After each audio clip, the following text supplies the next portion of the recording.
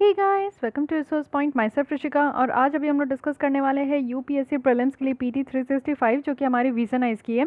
और इसमें हम लोग देखें कि हमारी ये पार्ट 5 है, पार्ट 4 तक आ चुकी है। और साथ ही साथ प्रीवियस लेसन्स भी जितनी भी मैं पीडीएफ से डायरेक्टली पढ़ाती थी, तो बहुत सारे बच्चों ने मुझे मेल किया है, तो मैं उन सबको रिप्लाई कर चुकी हूँ। एक साथ मैं सारे प्लेलिस्ट आप लोग के साथ शेयर कर दे रही हूँ, चाहे वो पीटी 365 की सब हो या फिर आप लोग की 2019 की जनवरी से मंथ से जो आप लोग को चाहिए अब तक की, यानी कि मार्च 2020 की अवेलेबल है। 2020 फरवरी तक जो चाहिए आप मुझे मेल करो या फिर कमेंट करो, मैं सारी लेसन्स को आपके साथ शेयर कर दूंगी। या फिर आप लोग जो है टेलीग्राम में आप लोग देख सकते हो, ठीक है। तो जैसा कि नोटिफिकेशन आप लोग को मिल चुका है कि अब 4 अक्टूबर को हमारी यूपीएससी प्रीलिम्स होने वाली है, तो उसके लिए अब आप लोग को कमर कस लेनी चाहिए। अब आप लोग जो है कोई भी तरीके की लापरवाही नहीं कर सकते हो, क्योंकि 4 महीने के टाइम है जिसमें आपको प्रीलिम्स, मेंस और ऑप्शनल तीनों को टैकल करके चलनी है, जो मैं बता चुकी हूँ। स्ट्रैटेजी अगर जिस किसी ने भी नहीं देखी है तो स्ट्रैटेजी देख लीजिए। मैं न्यू आपको 4 मंथ की किस तरीके से आप लोग को प्लानिंग लेकर चलनी है वो मैं डिस्कस कर चुकी हूँ। आई बटन पे क्लिक करके देख सकते हो, या फिर आप लोग मेरे चैनल को सब्सक्राइब कीजिए और आके आप लोग वीडियोस में भी देख सकते हो, या फिर टेलीग्राम में भी आप लोग को लिंक प्रोवाइड कर दिया गया है। तो चलिए स्टार्ट करते हैं। और ये हमारी इसी मैगजीन से मैं यहाँ पे आपको पढ़ा रही हूँ, साथ ही पीपीटी जो मैं फॉर्म कर रही हूँ वो इसी मैगजीन से। तो आप लोग रिवीजन के लिए ये मैगजीन की पीडीएफ ही रखिए, क्योंकि कंटेंट तो मैं इसी से ले रही हूँ और बाकी कुछ है तो इसी से आप लोग रिवाइज करते रहिए। बाकी जो पढ़ना है आप लोग यहाँ पे मेरे साथ पीपीटी फॉर्म में पढ़ सकते हो। चलिए, लास्ट लेसन में कुछ क्वेश्चंस पूछी थी, उसकी आंसर बता देती हूँ। फिर आज आप लोग के लिए कुछ फ्रेश क्वेश्चन है जिसके आंसर आप लोग को कमेंट बॉक्स में देनी है। तो let's start with first question. First question है आपकी गोगा बिल के ऊपर। सो मैं यहाँ पे पूछ रही थी कि सबसे पहले तो यही पता होना चाहिए कि ये ऑक्सबो लेक है, बिहार में है। बिहार के किस डिस्ट्रिक्ट में है आपकी? तो कटिहार में है। साथ ही साथ ये आपकी कौन सी रिवर से फ्लो होती है, जो कि आपको नॉर्थ में देखने को मिलेगा, और साउथ और ईस्ट में तो ये गंगा रिवर है। ओके। सेकंड में यहाँ पे पूछी थी कि क्या क्या एक्टिविटीज़ है जो कि वाइज यूज़ के अंडर किया जाता है, और वाइज यूज़ का फॉर्मूला जो है हम लोग वेटलैंड के लिए इस्तेमाल करते हैं।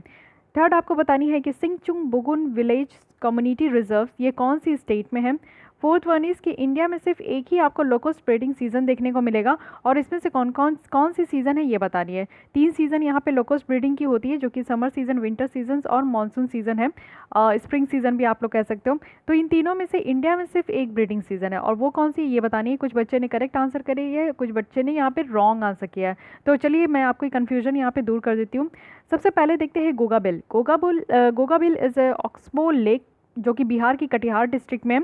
और ये आपका फ्लो देखने को मिलेगा, जो कि महानंदा और खनकर रिवर है आपकी नॉर्थ में, एंड साउथ में आपको देखने को मिलेगा, और ईस्ट में गंगा रिवर है। गोगा बिल को यहाँ पे कम्युनिटी रिजर्व्स का टैग दे दिया गया है, और ये बिहार की फर्स्ट है, तो पूछा जा सकता है किसी भी तरीके से। एक्टिविटीज़ अगर हम लोग वाइस यूज़ के अंदर देखें तो सबसे पहले क्या होता है ना कि वेटलैंड को, यानी कि वेटलैंड के लिए आपका इस्तेमाल होता है। दूसरी चीज़ की वाइज यूज़, यानी कि ऐसा यूज़ करना है जिसमें कि आप लोग जो है एकदम बुद्धि का इस्तेमाल करके आप लोग इसको यूज़ करो। इसमें क्या क्या है कि इस तरीके से हम लोग इस्तेमाल करेंगे कि नेचर को किसी भी तरीके से आपका जो है डेंजर ना हो। कहने का मतलब है कि इकोलॉजिकल रिहैबिलिट करेंगे। अगर कहीं भी प्रॉब्लम हो चुकी है हमारे इन्वायरमेंट में तो उसको फिर से पुनर्जीवित किया जाएगा, हमारे नेचर को रिबिल्ड करने की कोशिश करेंगे।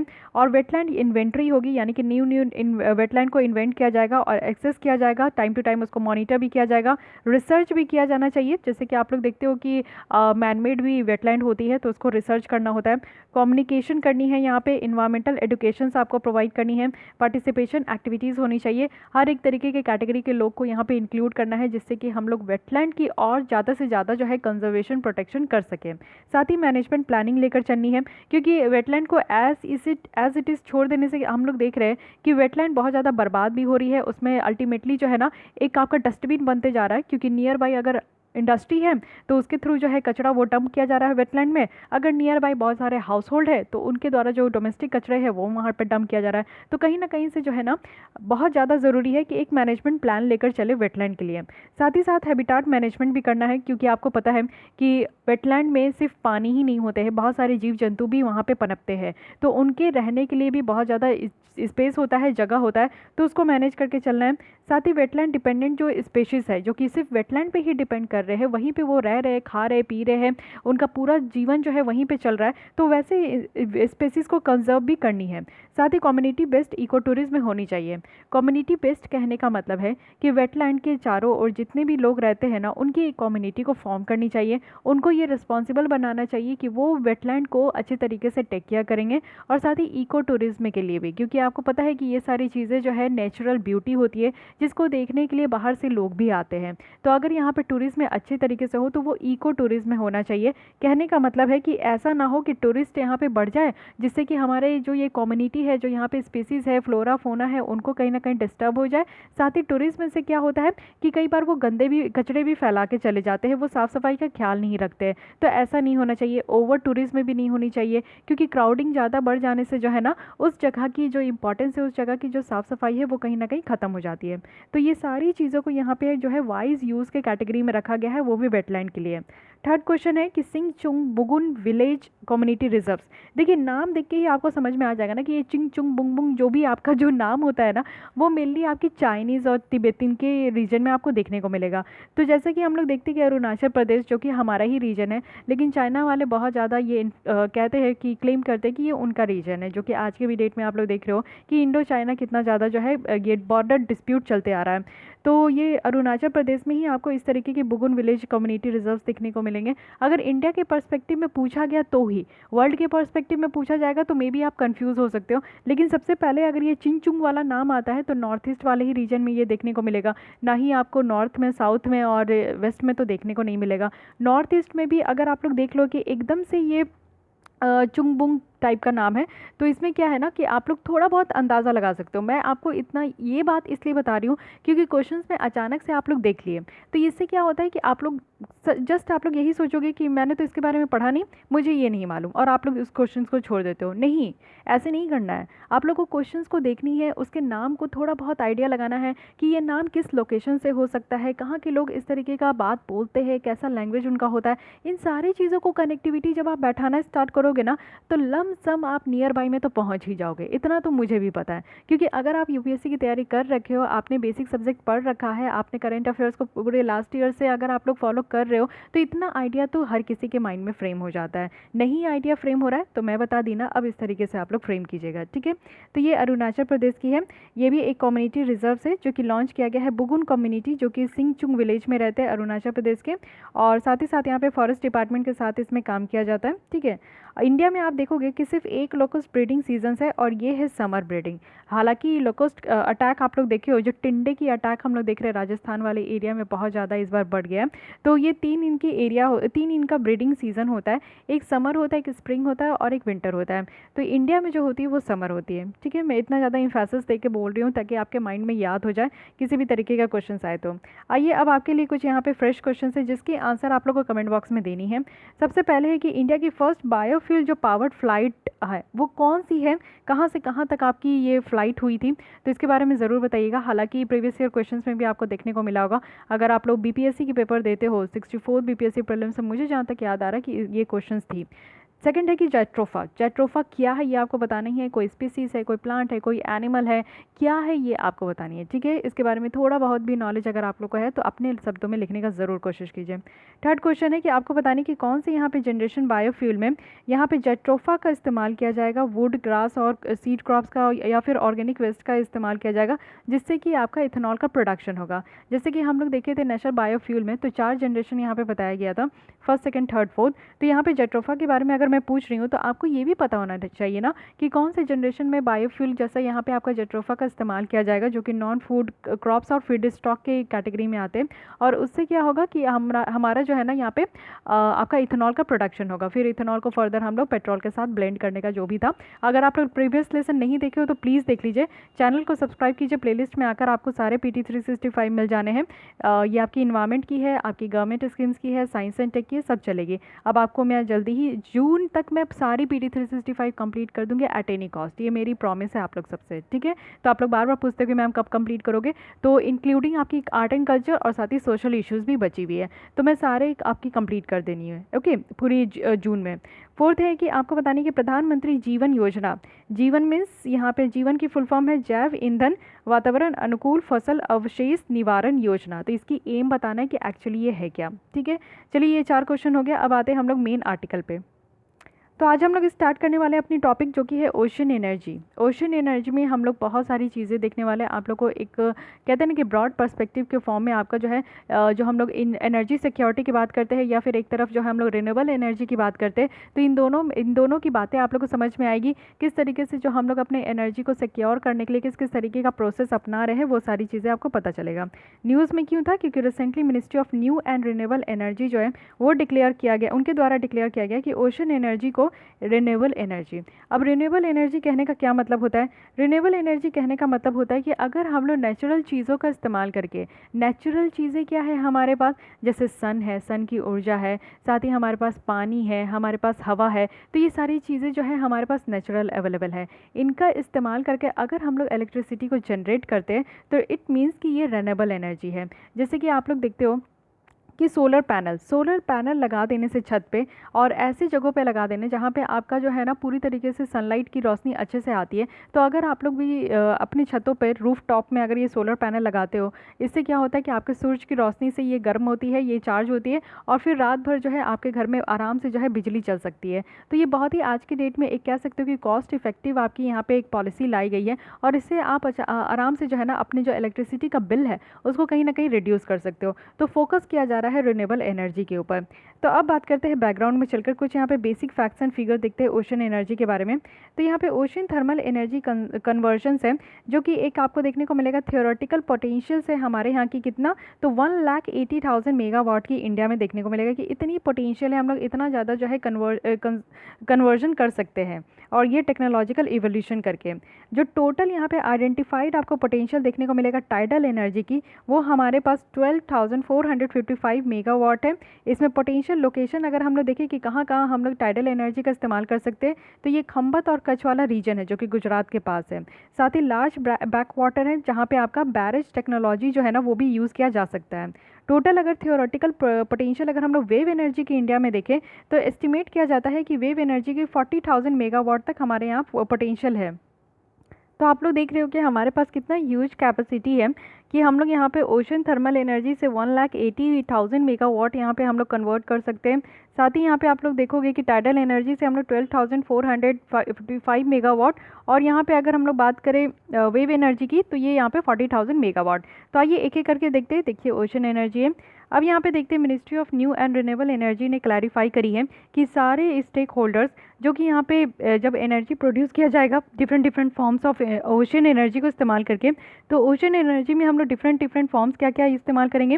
तो सबसे पहले टाइडल एनर्जी है, वेव एनर्जी है और ओशन थर्मल एनर्जी है। तो इस 3 तरीके के कन्वर्जन को हम लोग इस्तेमाल करेंगे। तो इसमें सारे यहाँ पे जो स्टेक होल्डर्स हैं उनको क्लैरिफाई किया गया है और साथ ही साथ यहाँ पे कंसीडर किया गया है कि ये एक रिन्यूएबल एनर्जी होगा और इसको जो है एलिजिबल किया जाएगा सारे non solar renewable purchase obligations के जो भी यहाँ पे आपकी रूल्स रेगुलेशंस है उसी के साथ इसको मीट किया जाएगा।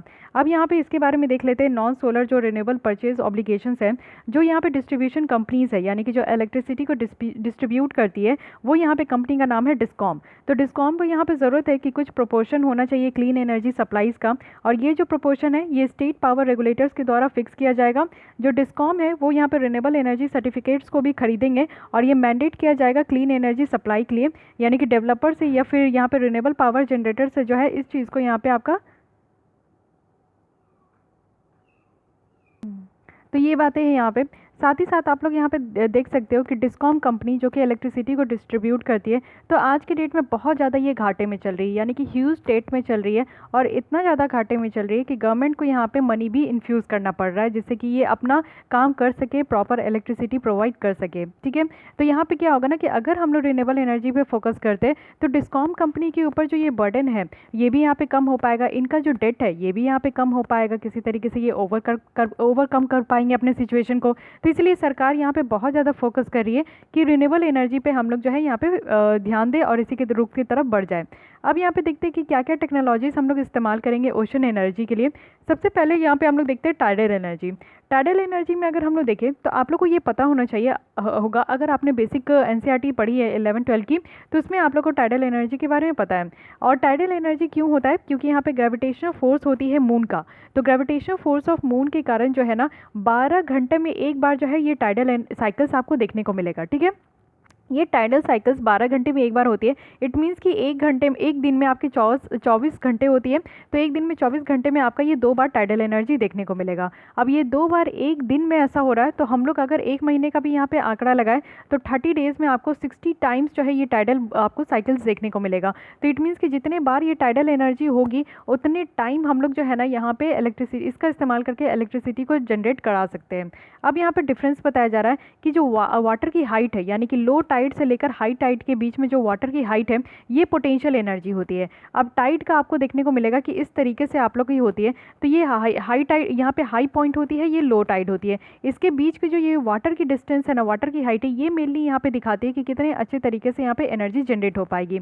इसी तरीके से अगर हम लोग ट्रेडिशनल हाइड्रो पावर जनरेशन की बात करें जो कि डैम से होती है, तो टाइडल वाटर जो है ना वो यहाँ पे आपका कैप्चर किया जा सकता है बैरेज में, जो कि इस्चुरी के बगल में आपको देखने को मिलेगा। और ये कब होगा, जब हाई टाइड आएगी और यहाँ पे फोर्स किया जाएगा आपका हाइड्रो टरबाइन के द्वारा, जो कि यहाँ पे आपकी लो टाइड के टाइम आएगी। यानी कि टरबाइन आप लोग देखे होंगे इस तरीके की फ़ैन होती है, तो उस हिसाब से जो है ना आपका यहाँ पे देखिए इस तरीके से आपका जो है टाइडल एनर्जी आपका होगा। एक तरीके का ये आपका एक स्टेशन लगाया जाएगा, ये पानी में ओशन में आप लोग देख सकते हो। और अंडर वाटर आप लोग को देखने को मिलेगा कि इस तरीके की 2 टरबाइन है। ठीक है, जब ये हाई टाइड आएगा तब ये टरबाइन आपका मूव होना स्टार्ट होगा। ये हाई टाइड के बीच से लो टाइड के बीच में जो डिफरेंस है ना, इसी बीच में अगर ये ज़्यादा इंटेंसिटी के साथ होगा तो जनरेशन इलेक्ट्रिसिटी का ज़्यादा तेज होगा। अगर ये कम यहाँ पे इंटेंसिटी के साथ होगी तो आपकी जनरेशन यहाँ पे कम होगी। तो ये टरबाइन आपका मूव होने लगेगा, इसको टरबाइन कहते हैं। तो जैसे ही टरबाइन यहाँ पे मूव होना स्टार्ट होगा तब यहाँ पे हम लोग जो है ना इस टाइडल एनर्जी का हम लोग यहाँ पे जनरेशन कर पाएंगे। तो ये कैप्चर किया जा सकता है, यानी कि सफिशिएंट पावर जो है आप लोग टाइडल एनर्जी पोटेंशियल से कैप्चर कर सकते हो। और जो हाइट है हाई टाइड का, ये एटलीस्ट यहाँ पे बताया जा रहा है कि 5 मीटर्स होनी चाहिए, यानी कि 16 मीटर्स यहाँ पे 16 फीट आपकी अबव होनी चाहिए लो टाइड के कंपैरिजन में, तभी हम लोग यहाँ पे अच्छा खासा जो है एनर्जी को जनरेट कर पाएंगे। और लोकेशन अगर हम लोग इंडिया में देखें कि कौन सी यहाँ पे बेस्ट लोकेशन है जहाँ पे हम लोग इस तरीके का टाइडल एनर्जी को जनरेट करा पाएंगे, तो ये 2 लोकेशन आपको देखने को मिलेगा, वो भी गल्फ वाले रीजन में और वेस्ट कोस्ट में गल्फ ऑफ कैम्बे और गल्फ ऑफ कच्छ है।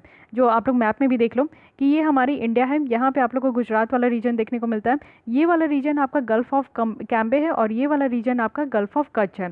तो ये वही कच्छ है, कच्छ नहीं देखा तो कुछ नहीं देखा वो वाली, एक बार ज़रूर यहाँ घूमने जाइएगा, बहुत ही ज़्यादा ब्यूटीफुल ये इस जगह है। तो ये 2 रीजन है जहाँ पे हम लोग टाइडल एनर्जी का जो है इस्तेमाल करके ये टाइडल वेव का हम लोग इस्तेमाल करके टाइडल एनर्जी को हम लोग प्रोड्यूस कर सकते हैं। ओके, अब सेकंड टाइप्स में आते हैं जो कि है वेव एनर्जी। तो वेव एनर्जी जो आपका यहाँ पे जनरेट किया जाएगा, ये आपका एक डिवाइस के मूवमेंट के थ्रू किया जाएगा। अब ये डिवाइस आपका जो मूव होगा या तो फ्लोट होगा आपके ओशन के सरफेस में, या तो यहाँ पे ओशन के फ्लोर में ये देखने को मिलेगा। वेव कन्वर्जन की अगर बात करें तो ये डिवाइस है जो कि आपके सरफेस में ही फ्लोट होगी और इसको ज्वाइन किया जाएगा एक दूसरे के साथ। फिर यहाँ पे जब आपका बेंड होगा ना, यानी कि जब आपकी वेव यहाँ पे मूव होगी, तो फिर ये जो आपका यहाँ पे जो आपका डिवाइस लगाया गया उसी के हिसाब से जो है आपकी यहाँ पे एनर्जी जनरेट होगी।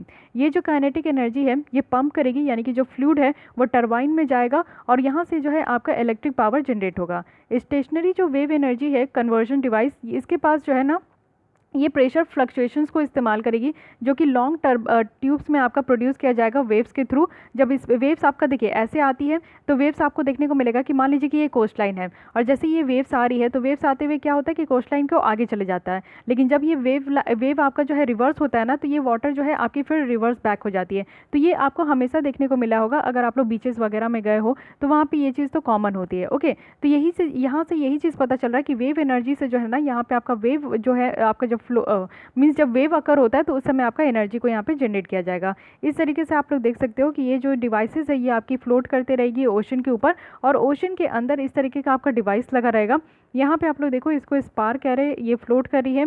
ये आपका हेवी प्लेट है जो कि आपको एकदम कस के ये पकड़ा हुआ है इससे।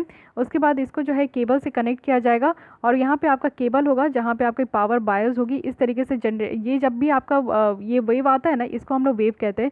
इस तरीके से ही आपके वाटर जो है फ्लोट होती है। तो इस वेव से जो है ना यहाँ पे आपका टरबाइन इसके अंदर आपका घूमेगा। उसके बाद इस तरीके से आपकी जो है एनर्जी यहाँ पे आपकी जनरेट होगी। ये आपका अंडर सी सब स्टेशन है, यहाँ से एनर्जी जनरेट होगी और फिर ये केबल के थ्रू जो है ना आपका डिफरेंट डिफरेंट जगह पे ये आपका मूव होगा। ठीक है, तो इस तरीके से वेव एनर्जी का इस्तेमाल करेंगे। करंट एनर्जी की बात करते हैं तो करंट एनर्जी में आप लोग देख सकते हो कि मैराइन करंट जो है ना वो आपकी ओशन वाटर में है और एक ही डायरेक्शन में ये मूव होती है। करंट कहने का मतलब कि जैसे कि आप लोग देखते हो कि कोल्ड करंट होती है, वेव करंट हॉट करंट होती है।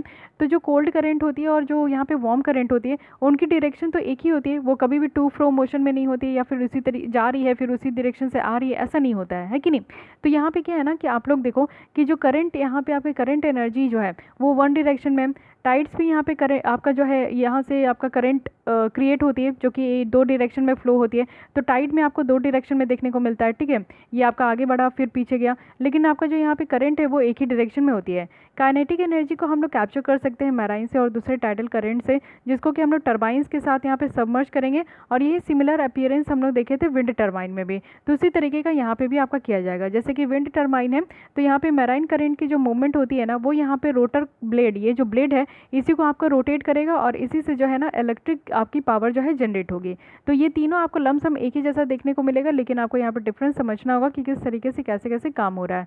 वही अगर हम लोग लास्ट यहाँ पे देखें ओशन थर्मल एनर्जी कन्वर्जन में, तो यहाँ पे जो आपकी ओशन टेम्परेचर है, ओशन टेम्परेचर का जो डिफरेंस है उसके बेसिस पे यहाँ पे हम लोग यूज़ करेंगे। क्योंकि ओशन टेम्परेचर का डिफरेंस भी आप लोग देखते हो कि आपके दिन में कुछ और टेम्परेचर होती है, नाइट में कुछ और टेम्परेचर होती है। तो यहाँ पे जो सरफेस का डेप्थ है 1000 मीटर, तो यहाँ तक जो है ना आपका सरफेस के जो आपका ओशन का सरफेस है और उससे जो डेप्थ है 1000 मीटर, तो यहाँ के इस सब के इनके बीच में जो है आपका यहाँ पे एनर्जी को एक्सट्रैक्ट किया जाएगा। जो टेम्परेचर आपका डिफरेंस है वो सिर्फ ओनली आपका 20 डिग्री सेल्सियस तक ही होना चाहिए। और 20 डिग्री सेल्सियस तक का ही डिफरेंस, यानी कि मान लीजिए कि समर का आपका मॉर्निंग का जो आपकी जो टेम्परेचर है वो यहाँ पे 40 डिग्री सेल्सियस है ओशन सरफेस का। वही अगर हम लोग नाइट की बात करें ओशन सरफेस की जो टेम्परेचर है वो 20 डिग्री सेल्सियस है, तो डिफरेंस आपका 20 डिग्री सेल्सियस हो गया। तो इस बीच में क्या है ना कि अच्छा खासा एक एनर्जी हम लोग यहाँ पे जनरेट कर सकते हैं। रिसर्च यहाँ पे दो तरीके की टाइप्स की जो यहाँ पे ओशन थर्मल एनर्जी कन्वर्जन है उस पर फोकस करती है। एक तो होता है क्लोज्ड और दूसरी होती है ओपन। तो क्लोज्ड में क्या है कि क्लोज्ड में आपका एक वर्किंग फ्लूइड होता है, जैसे कि अमोनिया है, इसको पंप किया जाता है हीट एक्सचेंजर के थ्रू द्वारा और वेपराइज्ड के द्वारा। और ये जो वेपराइज्ड स्टीम होती है ना इसी के द्वारा जो है आपकी टरबाइन मूव होती है। और जो कोल्ड वाटर है वो यहाँ पे ओशन के डेप्थ में देखने को मिलेगा, वो यहाँ पे वेपर को कंडेंस करती है और फिर उसके बाद लिक्विड को यहाँ पे भेजती है, फिर यहाँ पे रिटर्न होता है आपका हीट एक्सचेंजर। तो एक तरीके का आपको देखने को मिलेगा कि ये पूरा प्रोसेस है जिसके थ्रू यहाँ पे आपकी एनर्जी जो है जनरेट हो रही है। ओपन साइकिल सिस्टम में देखें तो यहाँ पे जो वार्म सरफेस वाटर है ना ये प्रेशराइज होती है वैक्यूम चैम्बर में और फिर इसको कन्वर्ट किया जाता है स्टीम में और तब इससे जो है आपकी टरबाइन रन होती है। और ये जो स्टीम है ये फिर कंडेंस होती है कोल्ड ओशन वाटर को इस्तेमाल करके, जो कि लोअर डेप्थ से होती है, तब ये आपका स्टीम जो है कंडेंस्ड हो जाता है, पूरी तरीके से वेपर बन जाता है। तो ये दो आपका एक देखने को मिलेगा सिस्टम है जिसको यहाँ पे इस्तेमाल किया जाता है। तो अगर आप लोग देखे होंगे इट मीन्स कि अगर आप लोग ने इंजीनियरिंग करी है, आप लोग की सब्जेक्ट अगर उसमें भी मैकेनिकल, इलेक्ट्रिकल, इलेक्ट्रॉनिक्स होगा, तो आप लोग जो है फैक्ट्रीज़ में जाकर आप लोग देखे होंगे कि किस तरीके से जो है ना काम होता है, यानी कि टरबाइन किस तरीके से घूमती है, कैसे वाटर जनरेट होता है, कैसे इलेक्ट्रिसिटी जनरेट होता है, वाटर का इस्तेमाल कैसे होता है टरबाइन को मूव कराने में। तो ये सारी चीज़ें आप लोग प्रैक्टिकल भी देखे होंगे। जितने इंजीनियर्स होंगे मुझे ऐसा लगता है कि आप लोग जो है सेमिनार वगैरह में जाकर देखे होंगे। लेकिन बाकी अगर आप लोग नहीं समझ पा रहे हो तो इतना डेप्थ में भी समझने की ज़रूरत नहीं है, बस आप लोग हल्का फुल्का ध्यान रखो कि यहाँ पे हम लोग जो ओशन का यहाँ पे हम लोग जो एनर्जी का जनरेट कर रहे हैं ना वो एक तरीके का रिन्यूएबल एनर्जी सोर्सेज है। साथ ही यहाँ पे टरबाइन का इस्तेमाल ही करें, क्योंकि टरबाइन के बिना यहाँ पे आपका एनर्जी जनरेट नहीं होता है। तो वाटर जहाँ पे है वहाँ पे टरबाइन को मूव कराना पड़ता है और एट द पिक टाइम हम लोग यहाँ पे एक तो पॉइंट यहाँ पे मेंशन किया गया है कि विंड एनर्जी हो या फिर आपकी टाइडल एनर्जी हो, किस समय जो है एक अच्छा खासा आपको एनर्जी पोटेंशियल देखने को मिलेगा। तो वो चीज़ आप लोग को ध्यान रखना है। अब आते हैं नेक्स्ट आर्टिकल में जो कि है coal gasification based fertilizer plant. तो ये है क्या, इसके बारे में देख लेते हैं। न्यूज़ में क्यों थी ये भी आपको समझने की ज़रूरत है। इंडिया की फर्स्ट जो coal gasification based fertilizer plant है, इसको तलचर उड़ीसा में आपको सेटअप किया गया है। अब कोल गैसिफिकेशन के बारे में समझने का कोशिश कीजिए। हम लोग यहाँ पे कोयला का इस्तेमाल बहुत ज़्यादा करते हैं। कोयला का इस्तेमाल जितना हम लोग अपने कंट्री में करते हैं, कहने का मतलब है कि जितनी भंडार हमारे कंट्री में है कोयले की, उतना ही हम लोग इम्पोर्ट भी करते हैं। अब आपको लग रहा होगा कि नहीं मैं झूठ बोल रही हूँ, लेकिन ये सच्चाई है।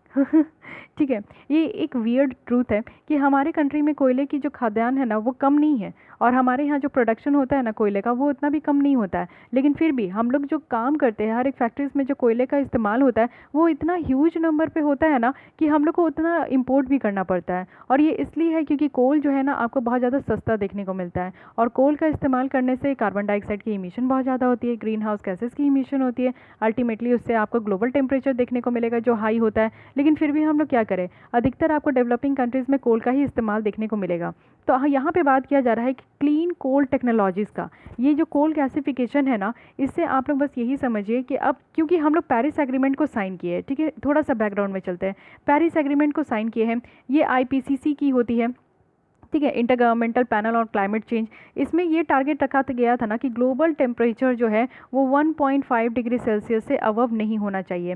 पेरिस एग्रीमेंट में क्या कहा गया था कि ग्लोबल टेम्परेचर जो है 1.5 डिग्री सेल्सियस से लेकर 2 डिग्री सेल्सियस तक अबव नहीं होना चाहिए। लेकिन IPCC की एक स्ट्रैटेजिक रिपोर्ट आई है जिसमें ये कहा गया कि अब जो टारगेट है वो ये है कि 1.5 डिग्री सेल्सियस से हमें जो है ग्लोबल टेम्परेचर नहीं बढ़ानी है, हमें हमारी इमिशंस को कट डाउन करनी है। इमिशन को कट डाउन करना है यानी कि कार्बन मोनोऑक्साइड हो गया, कार्बन डाइऑक्साइड हो गया, मीथेन हो गई, क्लोरोफ्लोरोकार्बन हो गई, ये सारी ग्रीन हाउस गैस जो है ना, ग्रीन हाउस गैस ये सब यहाँ पे रिस्पॉन्सिबल है जिसके कारण जो है ग्लोबल टेम्परेचर इतना ज़्यादा अप हो रहा है, ग्लोबल वार्मिंग की सिचुएशन बन गई है। और ग्लोबल वार्मिंग एक तरीके का थ्रेटेंड सिचुएशन है जिससे कि हर एक जगह आपको प्रॉब्लम देखने को मिल रही है। हमारी ग्लेशियर पिघल रही है, सी लेवल राइज हो रही है, कोस्टल रीजन में रहने वाले लोगों को यहाँ पे प्रॉब्लम हो रही है। तो हर एक चीज़ एक दूसरे से लिंक ही है। तो यहाँ पे IPCC में कहा गया कि 1.5 डिग्री सेल्सियस तक टेम्परेचर रखना है, इमिशन तो कट करना ही है भैया। तो इमिशन कट करने के लिए क्या करना होगा कि हम लोग तो डेवलपिंग कंट्रीज़ है, कोल का इस्तेमाल तो करेंगे ही। इसको समटाइम्स कहा जाता है कि हम लोग को पिटकॉक से इसको रिप्लेस कर देना चाहिए, क्योंकि पिटकॉक एक सस्ती यहाँ पे आपको अल्टरनेटिव देखने को मिलता है। बट इससे भी ना बहुत ज़्यादा फ्लाई ऐश निकलती है, जो कि अगेन उसका जो है बहुत ज़्यादा बुरा इम्पैक्ट पड़ता है। तो सारा घूम फिर के बात यही निकल कर आता है कि हमें इमिशन को कट करना है, यानी कि इस तरीके का हम लोग को क्लीन एनर्जी पे ही हम लोग को फोकस करना होगा जिससे कि हमारी कार्बन डाइऑक्साइड की इमिशन कम हो सके। तो यहाँ पे कोल गैसिफिकेशन जो है क्लीन कोल टेक्नोलॉजीज़ है, जिसमें कि आपकी कोल को कन्वर्ट किया जाएगा एक सिंथेसिस गैस में। इट मीन्स कि इसको हम लोग सिन गैस भी कहते हैं। अब सिन गैस में आपको बहुत सारे मिक्सचर्स भी देखने को मिलेगा गैसेस का, जैसे हाइड्रोजन है, कार्बन मोनोऑक्साइड है, कार्बन डाइऑक्साइड है।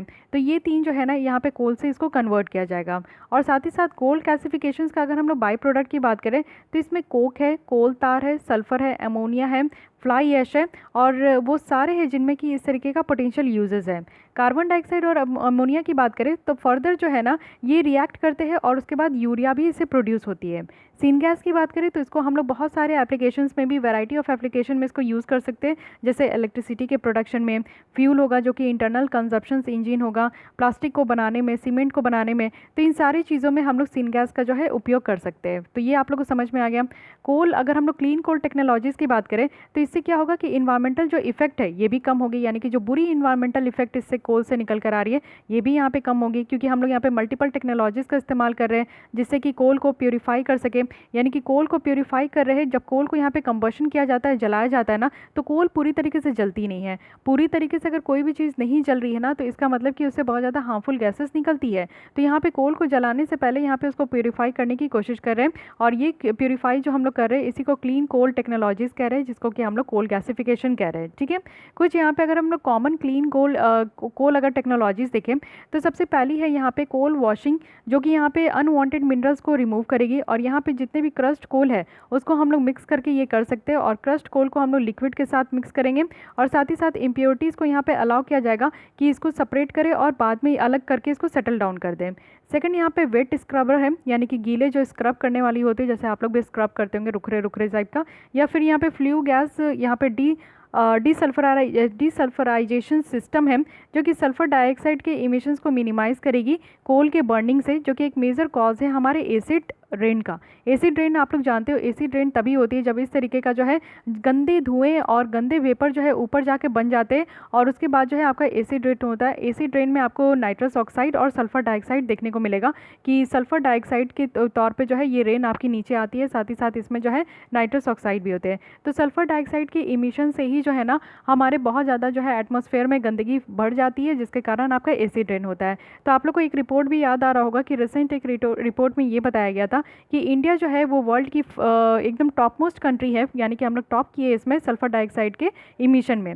लो हम लोग को करना है नाइट्रोजन ऑक्साइड बर्नर, जो कि यहाँ पे नाइट्रोजन ऑक्साइड का जो क्रिएशन होता है उसको कम किया जाएगा, जिससे कि ग्राउंड लेवल ओजोन हो रही है। ओजोन लेयर आप लोग को पता है कि ओजोन लेयर दो तरीके की होती है, गुड ओजोन होती है और बैड ओजोन होती है। गुड ओजोन होती है जो कि हमारे लोअर स्ट्रेटोस्फेयर में प्रेजेंट है, एंड बैड ओजोन जो कि हमारे अपर ट्रोपोस्फेयर में प्रेजेंट है। तो यहाँ पे जो ओजोन लेयर है ना वो सन से निकलने वाली जो हार्मफुल अल्ट्रा वायलेट रेज है उसको प्रोटेक्ट करती है कि वो अर्थ तक ना पहुँचे। तो इसलिए यहाँ पे जो ग्राउंड लेवल जो ओजोन है इसके भी कारण बनती है नाइट्रोजन ऑक्साइड, तो इसको भी कम किया जाएगा। इलेक्ट्रोस्टैटिस्टिक प्रेसिपिटेटर्स हैं जो कि पार्टिकुलेट्स को रिमूव करेंगे, जो कि यहाँ पे अस्थमा को एग्रीवेट करते हैं। इस तरीके का गंदगी आप हवा को अगर इनहेल करते हो ना तो कहीं ना कहीं आपको इशू हो जाती है, रिस्पिरेटरी प्रॉब्लम होती है, साथ ही साथ इसमें अस्थमा का ये प्रॉब्लम है। कार्बन कैप्चर और स्टोरिंग कैप्चरिंग कार्बन डाइऑक्साइड है। यूजुअली ये सारी चीज़ें हम लोग पॉइंट सोर्स से करते हैं, जैसे कि सीमेंट फैक्ट्री हो गई, बायोमास पावर प्लांट है जो कि यहाँ पे ट्रांसपोर्ट करती है, यानी कि स्टोरेज साइट में इसको ट्रांसपोर्ट किया जाता है और यहाँ पे डिपॉजिट भी किया जाता है। ठीक है, रिसेंटली आप देखोगे कि national centre for clean coal research and development है, जिसको इनॉग्रेट किया गया है IISc में। इट मीन्स कि यहाँ पे इंडियन इंस्टीट्यूट ऑफ साइंस में, जो कि बेंगलुरु में है। और ये जो इनॉग्रेट किया गया था ये ministry of science and technology के द्वारा किया गया था। ठीक है, अब आते हैं हम लोग नेक्स्ट आर्टिकल में, जो कि हम लोग एनर्जी एफिशिएंसी से रिलेटेड यहाँ पे देखेंगे। इसमें भी पहली अगर हम लोग देखें तो ये स्टेट एनर्जी एफिशिएंसी इंडेक्स जो 2019 की है, इसको हम लोग बहुत अच्छे से स्टडी करने वाले हैं। तो पहले हम लोग यहाँ पे स्टडी कर लेते हैं, फिर मैं यहाँ पे आपको मैप के थ्रू बता दूंगी कि क्या क्या यहाँ पे आपका बताया जा रहा है। सबसे फर्स्ट है यहाँ पे कि state energy efficiency preparedness index 2019। तो ये जो आपको याद रखनी है कि ये इंडेक्स आपका किस ऑर्गेनाइजेशन के द्वारा यहाँ पे आपका रिलीज़ किया जाता है, तो it is BEE, it means कि ब्यूरो ऑफ एनर्जी एफिशिएंसी। अब यहाँ पे इस ऑर्गेनाइजेशन के बारे में बात हुई है तो बेसिकली हम लोग को इस ऑर्गेनाइजेशन के बारे में भी पता होना चाहिए, क्योंकि UPSC प्रीलिम्स में इस तरीके से ऑर्गेनाइजेशन से क्वेश्चंस आपकी फ्रिक्वेंटली पूछी जाती है। और इन्वायरमेंट में आपकी जो क्वेश्चन टफ होती है ना इन्वायरमेंट की, वो बस इस तरीके के ऑर्गेनाइजेशन से बहुत ही ट्रिकी स्टेटमेंट बनाते हैं जिसमें कि हम लोग उलझ के रह जाते हैं। तो आइए इसके बारे में बेसिक थोड़ा बहुत नॉलेज होना चाहिए आपको। सबसे पहले आप देखोगे कि ये स्टैट्यूटरी बॉडी है, यानी कि कानून के द्वारा बनाया गया है। और ये कानून आपका कौन सी है, तो एनर्जी कंजर्वेशन एक्ट 2001 की है। और ये जो आपका काम कर रही है ये मिनिस्ट्री ऑफ पावर के अंदर ये काम करती है। इसमें क्या है कि असिस्ट किया जाता है जितनी भी डेवलपिंग पॉलिसीज़ है, स्ट्रैटेजीज़ है, साथ ही साथ यहाँ पे प्राइमरी ऑब्जेक्टिव होगा कि किस तरीके से एनर्जी की इंटेंसिटी को हम लोग को कम करना है, वो भी इंडियन इकॉनमी में। ये कोऑर्डिनेट की जाती किससे, तो जितने भी डेजिग्नेटेड यहाँ पे कंज्यूमर्स है, डेजिग्नेटेड एजेंसीज़ है, उनके साथ इसको कोऑर्डिनेट किया जाता है। और किस तरीके से एग्जिस्टिंग रिसोर्सेज को यूटिलाइज़ करें ये आइडेंटिफाई किया जाता है। एग्जिस्टिंग जो इंफ्रास्ट्रक्चर है यूटिलाइज़ करे उसको आइडेंटिफाई किया जाता है। यहाँ पे परफॉर्म किया जाता है फंक्शंस जो कि आपका यहाँ पे एनर्जी कंजर्वेशन एक्ट 2001 के तहत आपको देखने को मिलेगा। अब इस इंडेक्स के बारे में डिटेल देखते हैं। यहाँ पे क्या है ना कि एनर्जी एफिशिएंसी इनिशिएटिव यानी कि प्रोग्रेस देखा जाता है और ट्रैक किया जाता है, और ये टोटल आपको 36 स्टेट और यूनियन टेरिटरीज़ में देखने को मिलेगा। टोटल यहाँ पे जो इंडिकेटर है वो 97 सिग्निफिकेंट इंडिकेटर है। फर्स्ट अगर हम लोग इस तरीके की इंडेक्स का देखें तो 2018 में ही लॉन्च किया गया था। इट मीन्स कि 2019 की जो ये आपकी इंडेक्स है ये सेकंड है। इंडेक्स जो आपका डेवलप किया गया है ये BEE के साथ, इट मीन्स कि ब्यूरो ऑफ एनर्जी एफिशिएंसी, और in association with alliance for an energy efficient economy के साथ है। ठीक है, तो डेवलप किसके साथ किया गया था ये भी याद रखना है। इसको यहाँ पे आपका पब्लिश किसके द्वारा किया गया है ये भी ध्यान रखना है, दोनों में अंतर है। ठीक है, रिलीज कौन की है तो BEE ही खाली की है, लेकिन यहाँ पे डेवलप जो किया गया है पूरी तरीके से इंडेक्स को, तो इसमें AEEE भी आपका यहाँ पे इंक्लूड है। इसमें क्या क्या है ये देख लीजिए। क्वालिटेटिव देखा जाता है, क्वांटिटेटिव आउटकम बेस्ड इंडिकेटर देखा जाता है कि किस तरीके से हर एक स्टेट में एनर्जी एफिशिएंसी इनिशिएटिव है, यानी कि एनर्जी का सही तरीके से इस्तेमाल हो रहा है।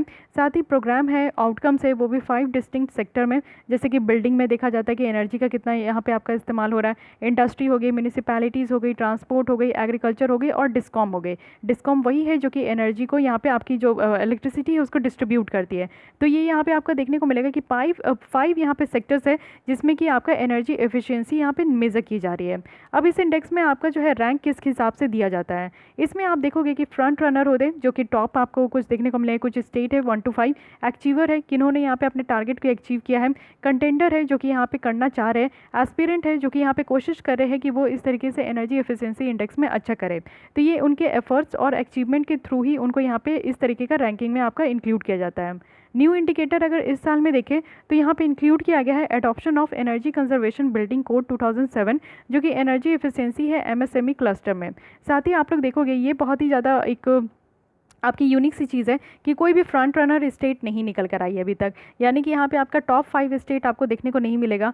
टॉप परफॉर्मिंग स्टेट जो है यानी कि जो अच्छा खासा काम कर रही है, जो कि अचीवर के कैटेगरी में है, जिन्होंने अपने टारगेट को अचीव कर लिया है, वो यहाँ पे 3 स्टेट है, हरियाणा, कर्नाटक और केरल है। 6 स्टेट की बात करूँ तो वो यहाँ पे एनर्जी कंजर्वेशन बिल्डिंग कोड को अमेंड किए हैं और जो भी उनके रीजनल और लोकल कंडीशन को सूट करता है और नोटिफाइड किया गया है वो कोड, यानी कि स्टेट के ऑफिशियल गैजेट में नोटिफाई किया गया है। 4 स्टेट है जो कि यहाँ पे इस कोड के अंदर आए हैं, वो भी म्यूनिसिपल बिल्डिंग बाय लॉज में। ओके, तो ये सारी बात है। अब आइए पहले यहाँ पे देख लेते हैं हम लोग मैप में कि कौन कौन सी स्टेट यहाँ, ठीक है। तो फ्रंट रनर अगर आप लोग देखोगे है तो कोई नहीं, लेकिन यहाँ पे बताया जा रहा है ये डार्क ब्लू कलर का, तो आप लोग देख सकते हो कि मैप में कहीं भी नहीं है। अचीवर कौन है, 50 to 60% है। इट मीन्स कि आपका यहाँ पे हरियाणा है, ये आपकी कर्नाटक है और साथ ही साथ केरल है। यहाँ पे कंटेंडर देखें जो कि इस फील्ड में आपका अच्छा खासा काम कर रहे हैं, अचीव नहीं किए हैं लेकिन मोर रिलेबल है कि वो अब अचीव कर सकते हैं। तो यहाँ पे बहुत सारे स्टेट आपको देखने को मिलेंगे, पंजाब है, यहाँ पे यूपी है, साथ ही साथ यहाँ पे आपको देखने को मिलेगा कि ये मध्य प्रदेश वाला रीजन है, महाराष्ट्र है, गुजरात है, ये आपका छत्तीसगढ़ है, यहाँ पे तमिलनाडु है, आंध्र प्रदेश है। और एस्पिरेंट कौन कौन है, तो बाकी जो बच गई यानी कि जम्मू एंड कश्मीर हो गई, ये एस्पिरेंट है, उत्तराखंड हो गई, यहाँ पे राजस्थान है, आपका यहाँ पे Bihar, Jharkhand, Orissa, west Bengal, north east की सारी स्टेट है। तो ये सारी जितनी भी स्टेट आपके यहाँ पे बच गई, ये सब आपकी नॉर्थ और नॉर्थ ईस्ट की, वो सब यहाँ पे अभी जो है एस्पिरेंट है, यानी कि वो करना चाह रहे हैं, वो भी अपने यहाँ जो है कोशिश करेंगे कि एनर्जी एफिशिएंट हो सके। अब यहाँ पे आपको देखने को मिलेगा कि डिफरेंट आपकी कंट्री स्टेट की डिफरेंट बात है। पॉलिसीज़ और रेगुलेशंस कौन स्टेट है जो कि सबसे आगे है, तो तेलंगाना है पॉलिसी और रेगुलेशन में। फाइनेंस और मैकेनिज्म में आप देखोगे तो सबसे आगे जो है वो भी यहाँ पे आपको तेलंगाना ही देखने को मिलेगा। इंस्टीट्यूशनल कैपेसिटी की बात करूँ, यानी कि कौन अपने यहाँ अच्छा खासा इंस्टीट्यूशनल कैपेसिटी लेकर आए, तो वो आपको यहाँ पे देखने को मिलेगा, पंजाब है, हरियाणा है, साथ ही साथ यहाँ पे आपकी ये आंध्र प्रदेश है और केरल भी है, ठीक है। तो इस तरीके से कुछ आपके मेजर्स आपको इस तरीके से यहाँ पे देखने को मिलेंगे। अब आइए आगे की टॉपिक देखते, कुछ रिलेटेड इन्फॉर्मेशन भी इससे। तो इंडिया की कूलिंग एक्शन प्लान के बारे में यहाँ पे बताया जा रहा है और BEE ने यहाँ पे कुछ स्ट्रैटेजिक प्लान को भी ड्राफ्ट करी है कि किस तरीके से हम लोग अपने एनर्जी एफिशिएंसी को इंडिया में और ज़्यादा एक्सेलरेट कर पाएंगे। तो इसके लिए एक उन्नति स्कीम लाया गया है। उन्नति stand for unlocking national energy efficiency potential है, जो कि आपका लॉन्च किया गया है 2019 में। यहाँ पे अगर इंडिया कूलिंग एक्शन प्लान की बात करें तो इसका एम है कि जो कूलिंग डिमांड है हमारी सेक्टर्स में, तो उसको रिड्यूस किया जाएगा, यानी कि 20 से 25% तक कूलिंग डिमांड को कम किया जाएगा। और कब तक यहाँ पे टारगेट है, तो 2030, 37, 38 तक है। तो ICAP की यहाँ पे आपको टारगेट याद होना चाहिए। कूलिंग एनर्जी रिक्वायरमेंट जो है वो यहाँ पे 25% से 40% तक यहाँ पे सेम पीरियड में इसको बढ़ाना भी है, यानी कि यहाँ पे कूलिंग एनर्जी रिक्वायरमेंट को बढ़ाना भी है और यहाँ पे कूलिंग डिमांड को जो है ना कम भी करना है। उन्नति की बात करें, यानी कि यहाँ पे unlocking national energy efficiency potential है, ये एक रोड मैप प्रोवाइड करेगी इंडिया के गोल को कि किस तरीके से जो क्लाइमेट चेंज हो रही है उसको हम लोग अचीव करेंगे, वो भी एनर्जी एफिशिएंसी के थ्रू। दोनों जो प्लान है यानी कि ICAP और जो उन्नति है, ये एक हम लोग को देखने को मिलेगा कि अच्छा खासा हम लोग एक एक्शन ले रहे हैं जिसके थ्रू एनर्जी एफिशिएंसी को इम्प्लीमेंट कर पाएंगे और जो एनर्जी की डिमांड है उसको कम कर पाएंगे। एनर्जी की इंटेंसिटी जो है वो सारे सेक्टर्स में देखने को मिलेगा, लेकिन स्टिल जो पावरिंग ग्रोथ है हमारी इंडिया में वो भी आपको देखने को मिल रहा है। रिलेटेड न्यूज़ और बताया जा रहा है कि BEE जो है वो यहाँ पे नोटिफाई करी है new energy performance standard for air conditioner. तो एयर कंडीशनर के लिए यहाँ पे जो है AC वगैरह जो आप लोग घर में इस्तेमाल करते हो, तो इसके लिए BEE के द्वारा जो है एक नया आपका यहाँ पे परफॉर्मेंस स्टैंडर्ड यहाँ पे दिया गया है। कहा जा रहा है कि 24 डिग्री सेल्सियस जो है एक डिफ़ॉल्ट सेटिंग होगा जो कि मैंडेटरी किया जाएगा, वो भी 1 जनवरी 2020 से सारे रूम एयर कंडीशनर्स के लिए। और इसको आपका कवर किया जा रहा है bureau of energy star labelling levelling programme के तहत।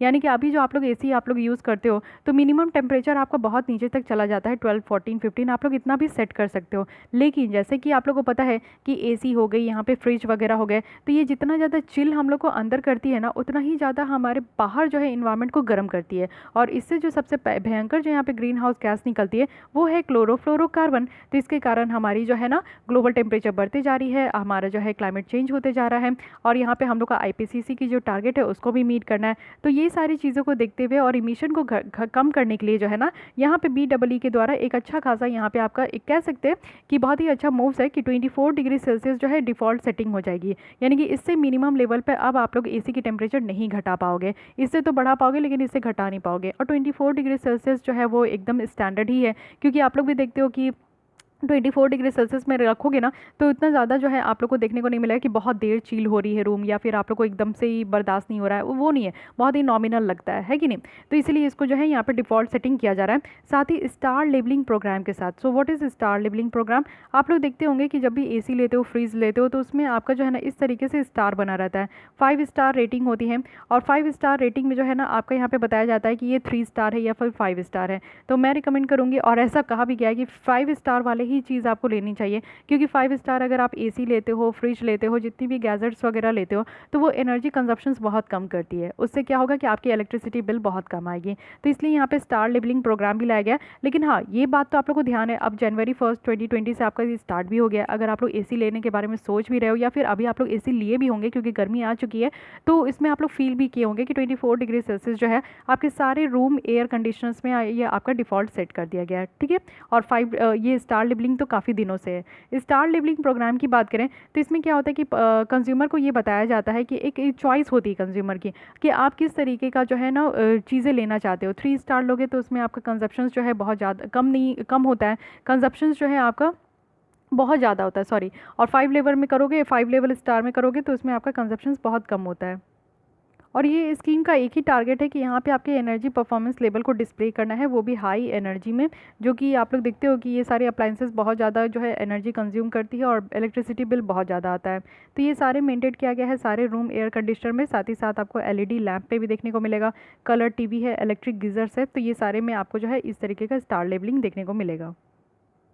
इसके साथ साथ अगर हम लोग देखें तो ICER है, इट मीन्स कि standard for Indian seasonal energy efficiency ratio है, जिसको रिवाइज किया गया है रूम एयर कंडीशनर के लिए। तो ये ISEER है क्या? ये एक तरीके का रेशियो है जिसमें हम लोग देखते हैं कि total annual amount of heat जो कि ज़रूरत होती है वो भी इंडोर एयर से हटाने के लिए, जब हम लोग यहाँ पे ऑपरेट करते हैं और एक्टिव मोड में हम लोग कूल करते हैं। और इसके साथ साथ आपका देखा जाता है कि total annual amount of energy जो कि कंज्यूम किया जाता है इक्विपमेंट के द्वारा उसी सेम पीरियड में, यानी कि कितनी हम लोग को यहाँ पे जो है एनुअल अमाउंट ऑफ हीट की ज़रूरत होती है, जिससे कि रूम में जो गर्मी है ना उसको बाहर निकाला जाता है और रूम को ठंडा किया जाता है, divided by annual amount of energy जो कि इक्विपमेंट के द्वारा कंज्यूम किया जाता है।